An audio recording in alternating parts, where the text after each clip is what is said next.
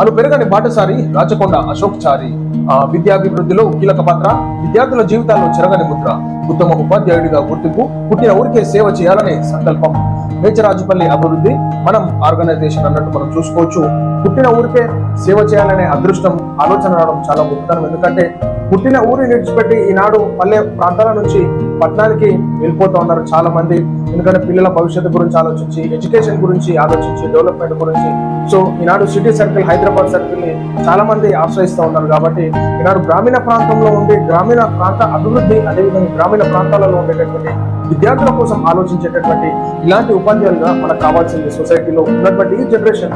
కాబట్టి తనకి మా వరంగల్ వాయిస్ పత్రిక తరఫున కూడా శుభాకాంక్షలు తెలియజేస్తున్నాను. సో ఇదే విధంగా ఎంతో మందికి విద్యార్థులకి ఒక ఆదర్శంగా నిలవాలని చెప్పేసి, ఎంతో మంది నిరుపేదలకి సహాయార్థకంగా ఉండాలని చెప్పేసి, అదేవిధంగా గ్రామీణ ప్రాంతాలలో ఉన్నటువంటి పాఠశాలలకు సేవా కార్యక్రమాలు చేసేటటువంటి మరి సార్ గారికి మన వరంగల్ వాయిస్ తరఫున, అదేవిధంగా విద్యార్థుల తరఫున కూడా రుణపడి ఉండాలి.